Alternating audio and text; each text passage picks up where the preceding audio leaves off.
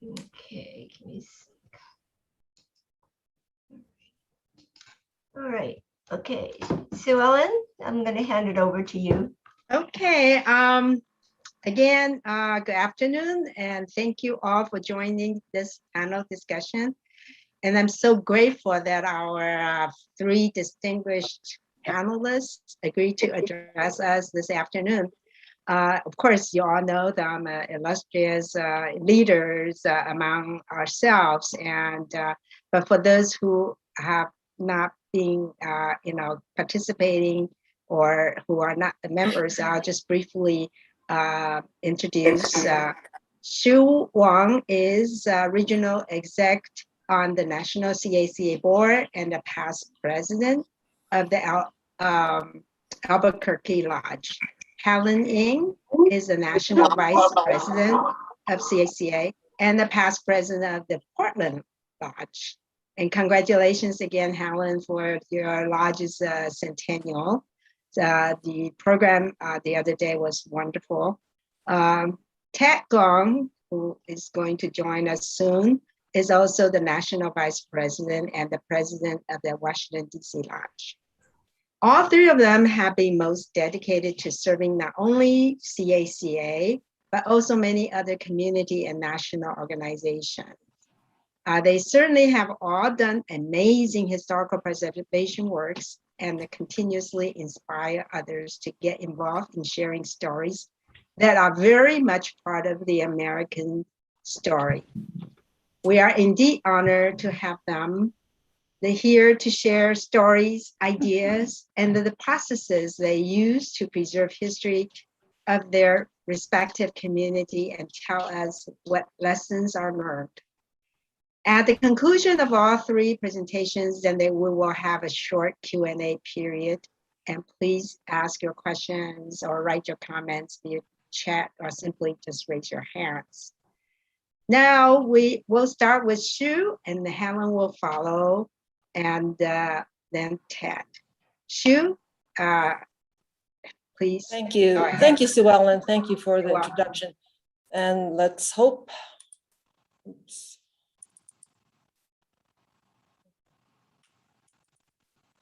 You got it. You got a screen. Okay. Hallelujah. That's all I have to say.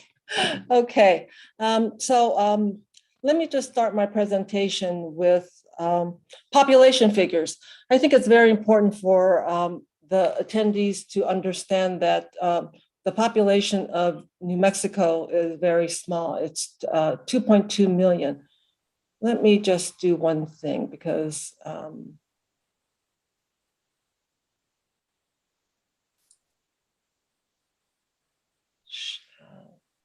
okay, well, 2.2 million is the population, and the Asian population with Native Americans, with Native Hawaiians and Pacific Islanders, approximately 35,000. And the majority of us live in Albuquerque and the surrounding areas. But if you look at this painting, which is a painting in the Albuquerque Museum of the old town of Albuquerque, in the lower right-hand corner, you see a Chinese American figure. So there is visual documentation that there have been Chinese as early as 1885. But if you, but there is also documentation that there were Chinese as early as 1750. So I will discuss three projects: the plaque to commemorate Chinese American pioneers, a monument to a forgotten landmark Chinese American New Mexico civil rights case, Territory of New Mexico v. Yishan, and then archiving of Albuquerque Lodge materials with the University of New Mexico. Some of you may be familiar with Sanborn maps. What is interesting about the Sanborn maps of the late 1800s and early 1900s is that the buildings would be identified by ethnicity, who owned it, by ethnic origin, and also the type of business. So it was very easy to see in the downtown area of Albuquerque, Chinese-owned businesses, laundries, restaurants, and a store. So this could be, in a sense, labeled historic Albuquerque Chinatown. And during about 2015, the local newspaper advertised that there was a building that was going to be constructed in this historic Albuquerque Chinatown. And it was going to be called the Imperial Building, which to me had a very nice Chinese ring to it. And so I decided to contact the developer and ask if he would place a plaque to commemorate the Chinese pioneers in Albuquerque on the building. He happened to say that, well, he named it the Imperial Building because he wanted to honor the Chinese laundries that were in Albuquerque at that time. So this is the plaque and the inscription that we were able to place, hope and opportunity to recognize and to honor those Chinese pioneers who came to work in the mines and the railroads, and also to start businesses, restaurants, stores, and laundries, small businesses. And as it turns out, the plaque was funded by the developer, a city councilor, and a commissioner, a county commissioner. And as you can see, it's hope and opportunity. And just a quick shot of the Albuquerque Lodge members attending the dedication of the building and the plaque in August of 2016. The next project that I would like to discuss is really the start of my historic preservation journey. This is 2013. Please remember that the plaque was in 2016. When I attended the Oakland Convention in 2013, I learned about the capacity grant. Many of you know about that program, or the grant program, and also about the historic preservation that was being emphasized by the various lodges and by National. I have lived in Albuquerque for a number of years, and during that time, I don't think I ever saw anything, a plaque, a building, a monument that recognized the contributions that Chinese Americans made to New Mexico or to Albuquerque. So I knew this was not right, this was incorrect, there was a mistake. And also this was reaffirmed when I was looking at and started researching, because what I would see in my research would be information about Chinese Americans in California, and then in Arizona, and then literally nothing about New Mexico, and then jump to Texas. So I felt that I needed to do something about this and shine some light on Chinese Americans in New Mexico. So in November, I decided to meet with the mayor and ask him, basically what I wanted was, I was going to apply for a capacity grant and ask the mayor to match the funds. So thinking about a plaque to put on something, I didn't know, or maybe a plaque inserted into the sidewalk. But within a few minutes of my meeting with the mayor, he started talking about a monument. Well, I said to myself, well, a monument is better than a plaque.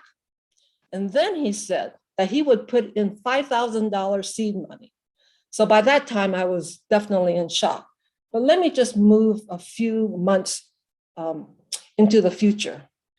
Because of the mayor's support, his seed money, and talking about a monument, thinking big, when I think about it, this guaranteed the success of the project, because as I started to fundraise, I could say that the mayor, he supports this project, he put in $5,000. And so this gave me credibility in my project. So let me go back to the November meeting. So when I left the meeting, basically, the mayor had no idea what he was funding, and I had no idea what I was going to be doing for the next 8 years, as it turns out. However, within the next few weeks, the Albuquerque librarian gave to me what I thought would be the perfect court case to be commemorated. This was a case, Territory of New Mexico v. Yishun, that was written by Professor John Wonder, the only person to write about this court case in New Mexico. This is a photo of his book, which was printed in 2019, and it includes the Yishun case, which is the last chapter. But this is an interesting book because it is an essay. I'll just read it. Essay on the legal history of the Chinese in the 19th century American West. So a compendium, all of the court cases that Chinese Americans went to court on. So why is the Yishun case important? Because during this era of US jurisprudence, Chinese testimonies were not allowed in court. But the Yishun case changed and framed the developing relationship between race and law in the 19th century. Many of you know the most egregious case, which is Ha v. California, 1854, when the California Supreme Court overturned the lower court conviction of a white miner who killed a Chinese, because the Supreme Court of California said that Chinese witness testimonies were inadmissible. But in New Mexico and the New Mexico Territory Supreme Court, they allowed Chinese testimonies. And this was in 1882, the court case. And I'm sure some of you are keying into 1882 is when the Chinese exclusion law was passed. But as I worked on the monument and as it evolved, it came to represent justice, equality, and liberty for all, especially people of color, in recognition to be inclusive and the diversity of New Mexico and of the entire population. So $275,000, over $250,000 was raised of public money, 20 from the city, from the New Mexico House, 100,000, and New Mexico Senate, 155,000. I had a champion, I had an advocate. His name was Representative Jim Dines. He was a wonderful person. He just basically opened the door and I went right in and I was able to meet with these representatives and members of the Senate. So this is a photo of the Capitol in Santa Fe. And the location of the monument was at the Bernalillo County Courthouse. The image to the right, we are on the west side of the county courthouse. Because of the amount of money for the monument, $250,000, the Bernalillo County Public Arts Committee said that we have to have a nationwide search, a request for proposal. Over 60 submissions were received, and the Standing Public Arts Committee reviewed it. And that Public Art Committee also was increased to include 3 members of the Chinese American community. One of them was Carolyn Chan, who has been just a great person to work with. We also have had great media coverage. We had local print, also TV, and even the Smithsonian Digital Magazine included an article about us. And we were also on NBC Asian American TV. So this is a photo of the fabrication, and you can see the 2 sculptures. They were selected. The name of the monument that they built is called View from Gold Mountain. The 2 sculptures, the 2 artists are Stuart Wong and Cheryl Leo Gwynn from Seattle. To the right is the invitation to the dedication ceremony on January 11th in the morning at 10 o'clock. And also we had a noon seminar, a luncheon seminar to conclude the dedication ceremony. So this is the monument or sculpture. I call it a monument. Again, it is on the west side of the county courthouse. The luncheon seminar was, the theme was Justice for All, Asian Americans and the Courtroom. It was organized by one law professor at the University of New Mexico Law School. And it was, and we had lunch provided by Panda Express. So at the end of my presentation, hopefully we will have time to view maybe about 4 minutes of the 8-minute video that Bernalillo County Community Service filmed of the dedication ceremony. But if we don't have time, you can view it on the CACA YouTube. Are you ready for the video? No, we'll do it at the end. So Okay. I'll just continue if you don't mind, Sure. Sue Ellen. So I just like to talk about the last project, which is the archiving project. When I started doing research about Chinese Americans, I saw our organization, CACA, mentioned frequently in the textbooks and the research books that I looked at. And I think that if you had attended some of the earlier sessions today, you understand the proud history, the distinguished history that CACA has within America and within civil rights. A couple of years before I became president, I had a chance to go to, I guess I shouldn't say that, but I went to a funeral. At the funeral reception, the wife of the person who had passed away asked, what should she do with this box of documents? And much of the paperwork was about the early years of the CACA in Albuquerque. And from that, I found out, or I guess most of you know too, that most of our early documents are in boxes stored in attics, garages, back bedrooms, you name it. I mean, slowly deteriorating and at worst, maybe being tossed. So at that time, I figured that if we don't archive it, definitely it's going to be lost. So Carolyn Chan and I had a chance to visit with the Albuquerque Library, but unfortunately, they did not have the capacity or infrastructure. So then I decided to meet with the University of New Mexico Centers for Southwest Research, who was very eager, very happy to receive our materials. And they also commented that they thought that there would be other community members, non-Chinese, non-Asians, who would like to understand what we contributed to in the building of this nation, building of the state.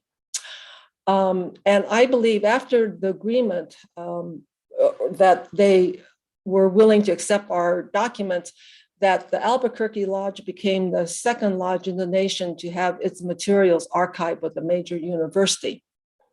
One of the concerns that we wanted to assure, I think it was mentioned in the chat in the previous lecture, was that we wanted public access. We did not want to have only researchers come in and review our materials. We wanted to make sure that the public was able to access it. So and the other concern was that if we don't start doing the archiving fairly soon, the materials will be deteriorating. So to jumpstart it, my husband, who's an alumnus of UNM, he and I decided to endow the university. So now the project is called the Chinese American Citizen Alliance Albuquerque Lodge Archive Project. What this allows is that we have a dedicated graduate fellow who will process all hard and electronic documents and digitize it. And then next spring, if everything goes well, there are no glitches, we'll make a presentation. And I guess when I was listening to the last speaker, we have a short time frame because of the funding. The dedicated graduate fellow, the position was advertised and the person will be selected in September. But everything is going to be done, hopefully, and a presentation will be made next spring. And the university also made it donation made easy, is what I term it, in that the member, if they want to donate whatever, just give the box to the university. They don't have to go through it. They don't have to decide what will be accepted, what will not be. So that's the good news. Now the challenges. What I have found is that archiving is truly a test in patience. Other than the photo that I showed earlier, the only materials that the university has at this time is the material that I donated last year when I was cleaning up during COVID, in a sense. And so that is the last 10 years of a recent memory or recent Albuquerque Lodge work. So the first 50 years, where is that material?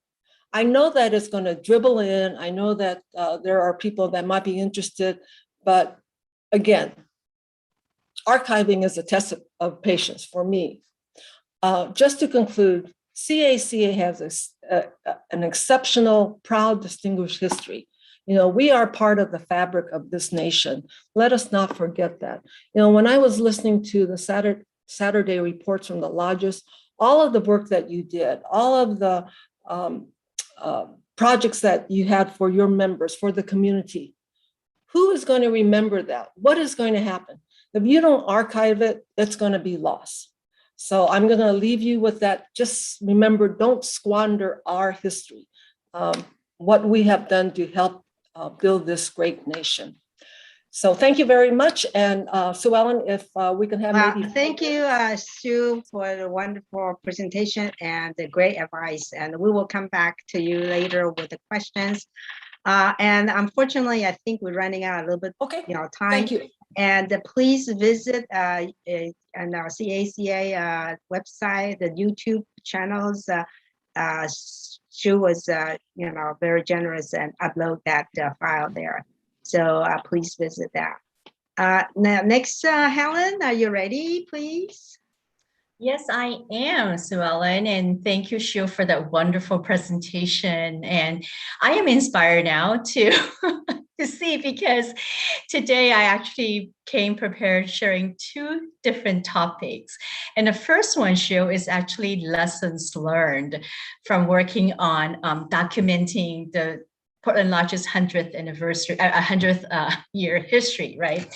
So, and what a journey that was. And I just want to first recognize Sue Ellen, our national historian, and as well as Manson Kwok, our past national president.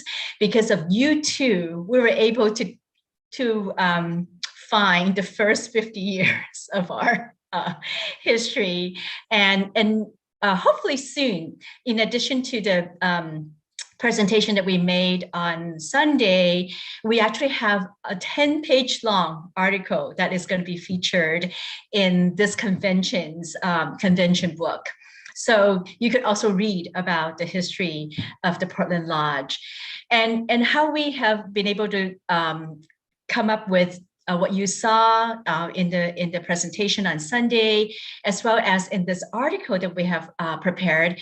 It's from some of the documents, and thankfully, National actually had, like today, they show. I was so excited to see what Alyssa, shared about in her presentation, the documents of Portland Lodge. Thankfully, of all that is at the national level, we were able to learn, what happened in the first 50 years. But we did have a hole. There was a hole of, before I got involved, and so we were trying to figure out what happened in between. You'll see in the article that we have, some gaps in our documentation, But so, like what like what Shu said, we should not take archiving our history lightly, because it is very, very important for the generations to come to know what has happened. Just like today, right? As we're walking through the history, I am sure many of you, like me, are just so touched and inspired by those who have come before us and the things that they have done on our behalf, right? And so we are kind of making history together as we march forward. And so I just want to kind of share with you what I use to help create, what we have, or not what but what our lodge used to help create the presentation that we made, and also this article that's in the book. So we looked at the photos, the videos, we searched all our newsletters and the meeting notes, for what has happened. And so one of the things that I want to share with you right now is, let me see if I could do this on share screen, and let's see if I could find the one that I'm going to share. Give me 1 second here. We recently made a video of, let me see, how come I cannot, here, let me just undo this part. For some reason, I am not able to get back to where I want to go. Let me see if I can find, let's see. Oh, I know where it is. It is actually right here. Here we go. Let's see if I could go back to share screen and then I could find, there we go, perfect. So you see here is a clip of a document. There was a lot of discrimination, and we were not able to purchase property at all until after the repeal of the Exclusion Act. And even in the late 40s and early 50s, we were still rejected. If you wanted to buy a house, it was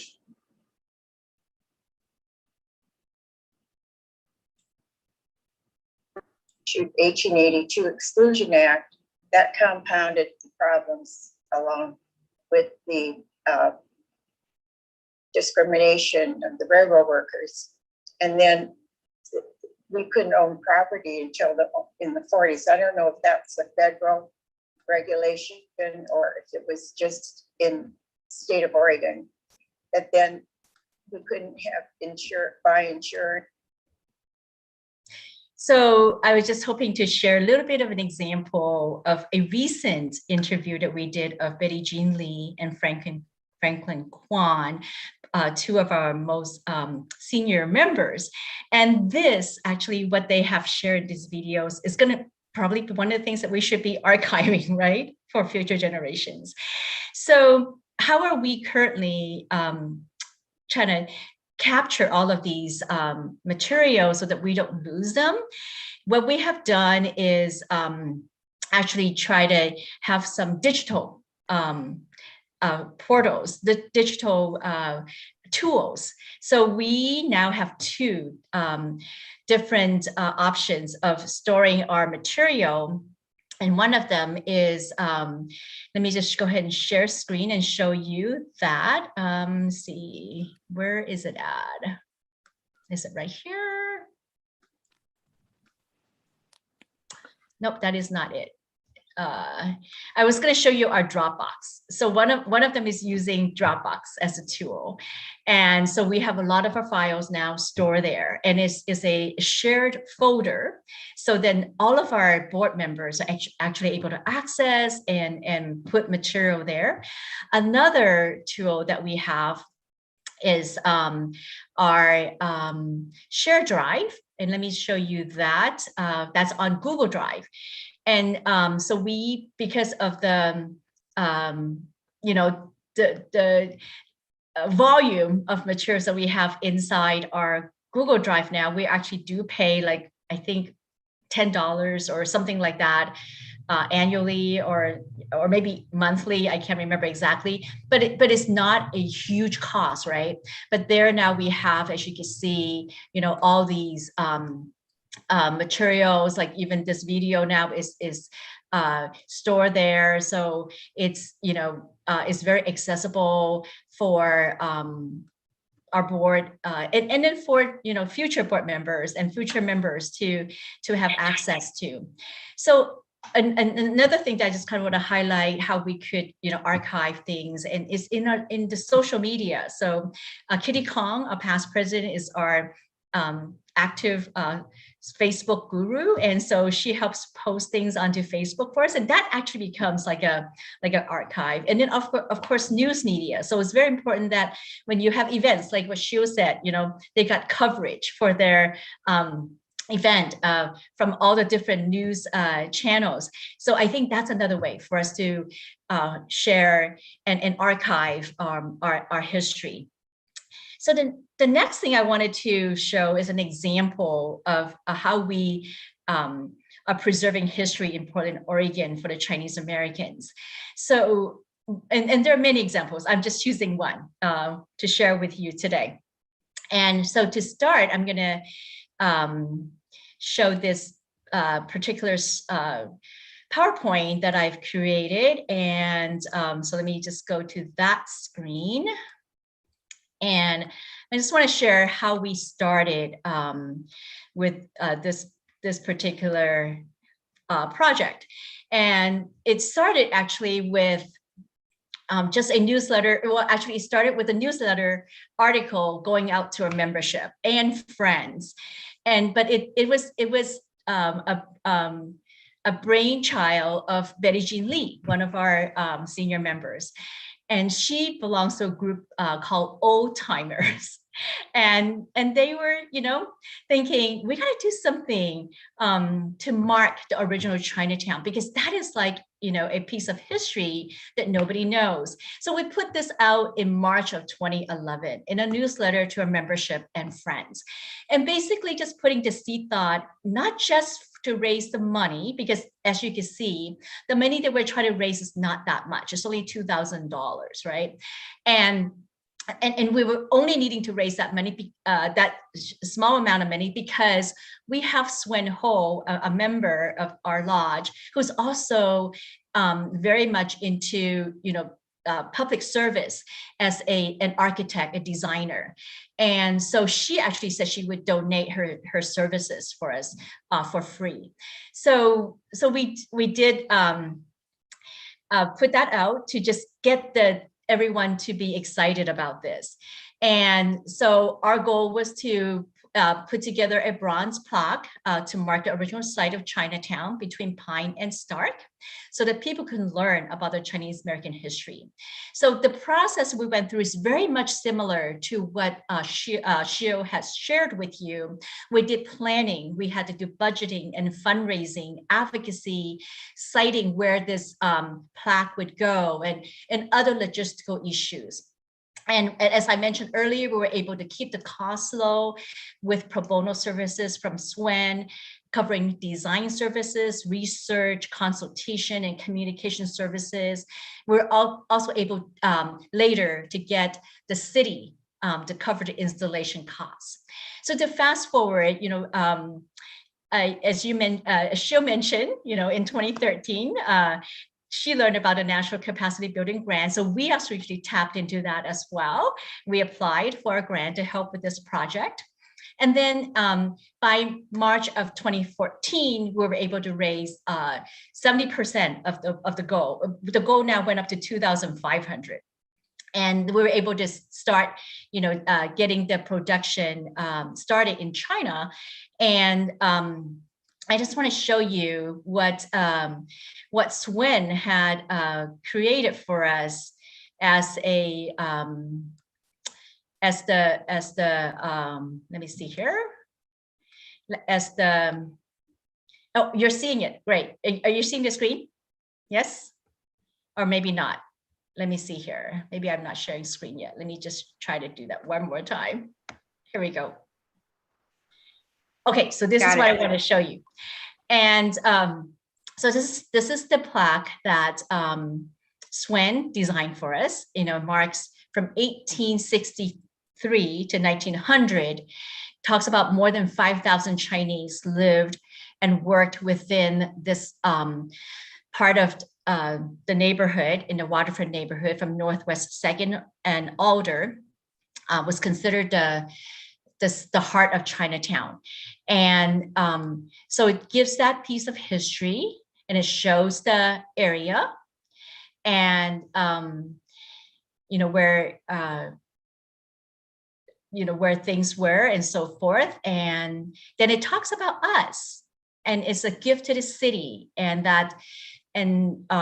talks about the diverse ethnic communities and the contribution made to the economic and the vitality of our town. And, talking about who we are as the Chinese American Citizens Alliance and the Portland Lodge. And so this is all part of the history, right, that needs to be told. And so this is the printing or the design in a different format, just so that it is easier for us to read. So along with that, let me just go ahead and continue with the information that I want to share with you. So what happens next is that, let's keep going here. Well, it is not moving. Why is that? Oh, there we go. It just took a little bit of time. So remember, this started in 2011 as just, an announcement out to the membership and friends. And then we raised the money. Swen designed the plaque. And then finally in 2015, we were able to share this plaque at our annual anniversary and Chinese New Year celebration. And this was in 2015. So Swen and her husband, John, showed this plaque to our members and friends. And then it took another 2 years working with the city.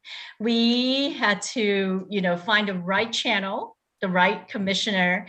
The commissioner who was sitting in office in 2015 didn't really give us any attention, but the next commissioner that came in to oversee the Bureau of Transportation was, through some of our connections in City Hall, we were able to get in touch with him, and voila, they were able to help us, and we were able to get this plaque dedicated in 2017. So as mentioned earlier, that this work takes a long time, and I just want to show, run through these really quickly and to show you the day when this happened, how excited people were. This is our commissioner who agreed to help us with it and get this plaque installed. As you can see, it's sitting right in front of a very busy eatery called the Pine Street Market. And if you ever come to Portland, please go to Second and Pine, and you will see the plaque there, telling about the history of Chinese in Portland. And I just want to borrow a line that I actually shared when we had the dedication ceremony that day, that Alan Spear of National Park Conservation Association, he said that the absence of our people in this historical landscape of our country in itself a civil rights matter. We're simply elated that we could, give this gift to the city of Portland and mark, the history and the contributions of Chinese and Chinese Americans to the city of Portland and to Oregon and to the nation. So we have this now for everyone to see here locally, and from visitors from around the country and worldwide. So thank you for this opportunity to share this with you all. Well, thank you, Helen. That is wonderful. And you guys did a fabulous job, not only collecting, preserving history, you're also presenting to the public. And we can't, wait to come to visit you. Unfortunately, originally, we were so looking forward to come to Portland this year. Thank you again. And I know without further ado, we would like to bring back Ted. And Ted, are you ready? Yeah, let me try to share screen. And okay. So, one of the things that we've always talked about, Sue Ellen, Sue, all of us, to talk about, okay, how do we archive? How do we save things? And then we say, okay, if I don't have $270,000 like shoot, or I have that huge amount of time to consistently move people around, there are still things that you can do. And there are easy things. And one of the things that animated us in the DC and primarily through the 1882 Foundation is we started doing something called Talk Stories. And what that is, fundamentally, anybody can do it. Everybody's got a story. You just get people together, gather around, just like I used to use the analogy of just like you're going around a campfire and you just want to share a story. And the sharing of that story is the telling and the preservation of our oral histories. So I want to go over very quickly some of the concepts that we used in our Talk Story presentations and how we have evolved from the original one, where I think a lot of you guys know Stan Lu. Stan Lu and I used to do it, and there used to be sometimes there were presentations that had 10 people, and three of them were the relatives of the speaker. But still we did it because the idea for us, and the thing that I think should animate all of you is don't worry too much about the larger things that you're doing. That's going to happen. But we did it because what the heck, we just like hearing stories and we just like to share stories. And you just have to have a place to gather and you just tell them. But in any case, we did have certain organizing principles. I graduated from University of Hawaii. I was involved in the Asian American literature movement. And a lot of that time in the 60s, we were always talking about the talk story being some kind of was a oral history tradition from Hawaii. So anybody who's from Hawaii who has been involved in early Asian American literature would say, talk story, yes, Hawaii. And the concept then was to say, we will tell our own stories. We will own our stories and we will tell ourselves. We're not going to wait for somebody else to say, this is your history and these are the important points of your history. And we're just going to say, we're going to take it. So that oral history tradition from Hawaii was something that has always animated or been in my mind, and it certainly has continued through my career. And then when I got into this historical preservation thing. At the same time, another influence was, how many of you guys know about the public broadcasting StoryCorps? So StoryCorps is wonderful. You should just listen to it. Their idea is in similar ways. You just get two people together and share a story and record it. And oftentimes they try to emphasize the generational difference, a mother, a father, a mother and daughter, or parents or something of this sort. And you share this story and that it does several things. It captures the story, it stores it, it creates a generational exchange of ideas. So it's there. And then what happens to StoryCorps is they take the stories, record them. And if you're fortunate enough to be part of one of their official recordings, they'll give you immediately a recording of what you just did for an hour or half an hour. And that recording will be taken to the Library of Congress, and there's a place where it's stored. And I'll talk about the Library of Congress, some other storage places that they have there that we can use. And that goes to what Shu and what Sue Ellen and everyone else has been talking about, archiving. You have to store the stories somewhere, the stories, history. The other thing that motivated us in Talk Story, especially Stan and I, was there's a book called The American Chinatown, A People's History of Five Neighborhoods by Bonnie Shu. And that talks, what she did is she went around and surveyed 5 Chinatowns, New York, Hawaii, San Francisco, and ended up in Las Vegas, trying to find out what is the common element in all these towns that make them China.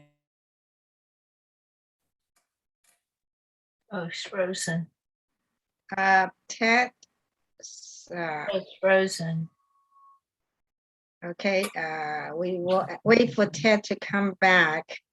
And basically, hi Ted, can't hear us, I suppose.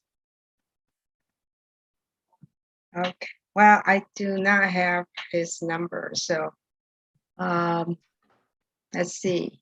So Ellen, I'll call Ted. Okay. Yeah, these are so wonderful examples, and I know Ted has a lot more to share about their talk stories, experiences, and amazing. Within the last 10 years, they have hosted over hundreds of them. My understanding that it was, something that, as Ted said, it doesn't have to have a lot of money, and it doesn't matter of get together. And Ted did say something about that everyone has story to share. Yeah, so Ellen, I just want to chime in. I actually was invited to join one of the talk stories, talking about Chinatowns in the United States. And so that particular talk story, it was, he talked about the Chinatown in DC. I talked about a Chinatown in Portland, and someone else talked about a Chinatown in another part of the country. So yes, these talk stories, when it was done in person, it was simply just, advertising it and bringing people in. I believe now during the pandemic, Into virtual ones. Virtual, and he just recently sent an email out regarding asking people to come and participate in one of the segments that we're doing during the convention, the film on Corky Lee. That's going to be the upcoming talk story topic. Yes, and that is a good example. And I think one key point is for those who are listening and have not really participated in any of the talk story is that oftentimes in the community, people or our members say, oh, my story is not important, right? You know, everybody else is important. That's why they're hesitant to do that. And the format that Ted was using is it doesn't matter. You'll have 3 people show up. You know, it's the idea. And once you start sharing the stories, you realize those are, you know, part of our, you know, earlier shoe. And you were talking about, you know, important part of the fabrics of American history. If we don't share it, nobody would know it. And like Shu say, if you don't preserve it, you lose it, right? And so I think it's important that we do. Melanie? Okay, May I speak? Erwin, go ahead. May I speak? I'm a director of the Chinese Historical and Cultural Project in San Jose. We actually have a museum, a replica of the 1882 Inshengong Museum called the Temple of Five Gods. It was reconstructed. I don't know if you know that in San Jose. It's funny, Helen talked about, you know, what happened to the Chinatown there. And yes, we were burnt down many times. And eventually we were told, or the commissioner basically stated that no Chinatown can ever be built again. That's why there's no Chinatown in San Jose. But, you know, one of the reasons why I you know, really fully agree with what has been done for the Chinese in San Jose. We did the same thing. We had a plaque that's located right in central San Jose in the plaza in the Fairmont Hotel. And you know, our organization have been doing everything we could to spread the word and educate many of the people. We actually created produced a film about the World War II veterans. And if you guys would just log into chcp.org, Chinese Historical Cultural Project.org, you can see, do a virtual tour of the museum that we have. It's located in History Park in San Jose. And also there'll be speaker series. Now, one of the reasons I'm participating in this is because we're doing a lot of speaker series, educating, telling people about many things, World War II, the railroad, the veterans, and so on. But I don't have a large enough distribution list. And if you guys could, you know, and I think when I worked when I was on the board for CACA, I remember you had a large distribution list.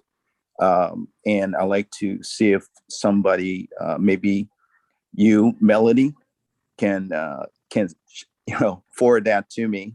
I would greatly appreciate it. We're doing a series, a speaker series, this coming 28th of August on the Chiang Mai orphanage for Chinese, as well as orphanage for the Chinese girls. So if you could, you know, just send me that. I would really appreciate it. Yeah, Erwin, if you can send me, we generally don't give out the distribution list, but if you send me the information, we will distribute it to the membership. That could be done. Yeah, and you have my email, right, Erwin?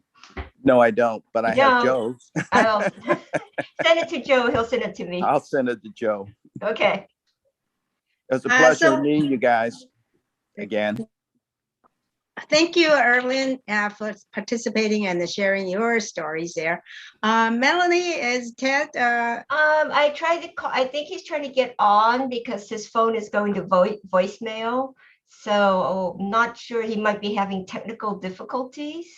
Okay. So maybe I got the idea, you know, what Ted was saying, you know, again, their success story, you can get onto their, especially 1882, And then also DC, the talk stories, you will find more. There are a lot of things that I uploaded up there. And so again, you know, if he comes back on, then we will continue. Otherwise, that's just kind of allows the audience to have chance to ask questions or comments and share your stories. Because again, you know, this is the idea of exchange, you know, our ways of doing, such as Shu, you know, Helen, you have a major project, the site preservations, you know, plaques, and then Ted, you know, has the individual stories, and the CACA really, you know, we are lucky that we have, you know, this wonderful collections, right, at the Stanford, but we still have a lot of gaps to fill. Even Helen was talking about the gaps, and that will depend on the individuals. Is Franklin still, I have a questions, you know, Franklin, you have a lot of story you can share.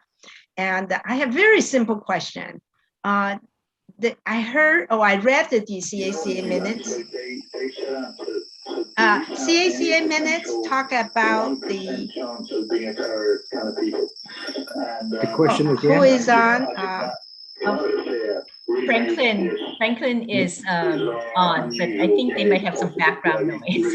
Okay, Franklin, do you have like a radio on or something? Yeah, second. You have a background? Do you have something in the background? And he's supposed to be the guys and Okay. Okay, Sue Ellen, I Yes. just wanted to say something. Sure, While we're go waiting ahead for first him. before, yeah, Franklin comes. Okay, I was on the archive committee, so I saw that actually they must have changed the rules in the 60s in terms of what the different lodges were supposed to send to national. So that's part of the reason that there's a real dearth of material, photographs, letters, membership rolls. It doesn't exist. But as I put in the chat, I thought one of the ways that we could start this week is that all the people who are making presentations for their lodges should send them to somebody at national. So we need to have a procedure. We've asked for that in the past and it didn't really happen. So what should somebody do if they're making the presentation to give their written or their video presentation? Who should they send it to and how? Melanie actually has been trying to establish some kind of, you know, what do you call portal for. I can talk about that a little bit, Sue Ellen. Yeah. You know, I think, Susan, you bring up a really good point. And, you know, we don't have a complete set, right, of our lodge reports and all that information. So I've been trying, at least this year for this convention, I've been putting what I have into a Google Drive that's under a CACA email for, you know, for archives. And so that is something, you know, to your point, Susan, you know, we do need to ask the local lodges to send it in. Some of the folks, I think because they completed it last minute, they didn't send it in. And so, yeah, we'll be making concerted effort to have everyone send it in, because I think that is really important. And that's why, you know, these presentations this week, the non-business sessions, we are live streaming it to YouTube, and it will be archived on YouTube, you know, for two reasons. One, you know, we want the membership and the public to view them and to see who we are and what we've done. But it's also a way to archive this for the future. So it's creating that infrastructure that I think is going to be so important, and to help the local lodges do the same, right, in a consistent manner. And there's other efforts that we're working on national to move in that direction. So great, we're looking forward to that. And then once it's up there, is a digital format, we can also further discuss this, how we may want to ask Stanford to permanently, because Stanford must have some digital archives program that once we know that is the case, that we probably, actively, pursue that. So Franklin is back. Can I have Franklin just quickly? I have a quick question. Sorry, Munson.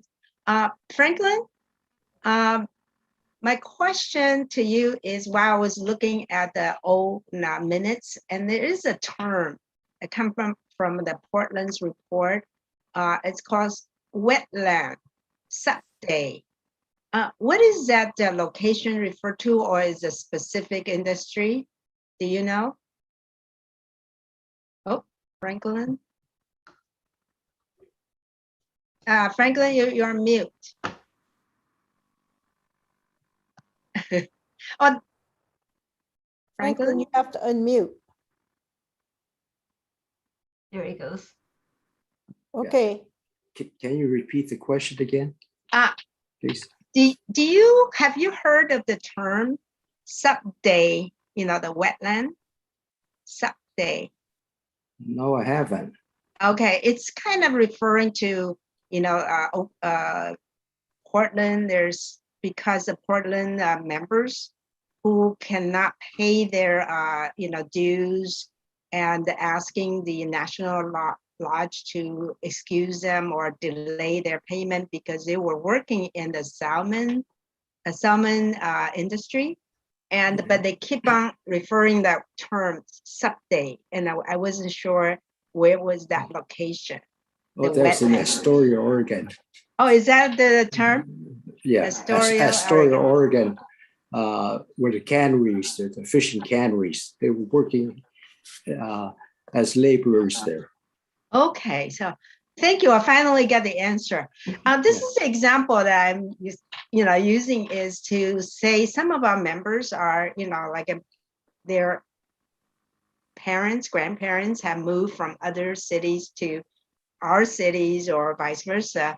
And earlier, Shu had that, example of photos. And then Nancy chimed in and said like 2/3 of that, group is their relatives. So Shu, would you need like a Nancy to help to identify all these people? Your So these are general examples. session time is 2:30. Okay. Munson is reminding me that the time is over, and I want to, respect everybody's time. Unless anyone else have a very, Some of the places burning in questions? salmon, some of the salmon also, I remember graduate from Washington State. They also went to Alaska for salmon. Okay. So Alaska and Portland, those two. Great. Yeah, they told that story. That was a good presentation. I think. Oh, you even like that? was there, right? Oh, yeah. Yeah, you That's should Munson. also check ours too. We did the same thing. No, that's what I said. I think I saw yours. Oh, really? Well, I'm glad you like it. Yeah, I'm Okay. hooked up to you guys. You don't know how. I have to tell you. Okay, so that's anybody have like burning questions, and we can continue this conversation in the future. And anybody would like to probably Sue suggest Ellen, did we to. completely lose Ted? Is Ted gone? I understand. Yeah. So we will connect with Ted, ask Ted that Ted probably can host some kind of a talk story sessions, so we all can continue our conversation. How's that? Oh, okay. All right. So Manly, should we, Yes. take this We will- opportunity to thank all the three presenters Yes. again? And here is your. Thank you, podium. Sue Ellen. And I want to thank all the presenters for the day. It's just so important to preserve our history and legacy. And I think each and every one of you have demonstrated, ideas and how to get started and why it's important. And I'm hoping that, a lot of our members and lodges will, take that step. It's never too early and it's never too late, right, to do it. And I really encourage some of our younger lodges to get started because it's much easier to start early versus waiting 100 years. So, let's kind of talk about this in the future. I want to thank everybody again for coming on today. We will start tomorrow. Tomorrow is Wednesday, August 11th, and our focus tomorrow is service to country. So I hope you can join us for that tomorrow. Thank you, everybody, and have a good day. Well, raise our glass salute to the CACA National Buildings. Thank you. Thanks And again. yes, and a happy birthday to our building. It's 100 Okay. years old today. That's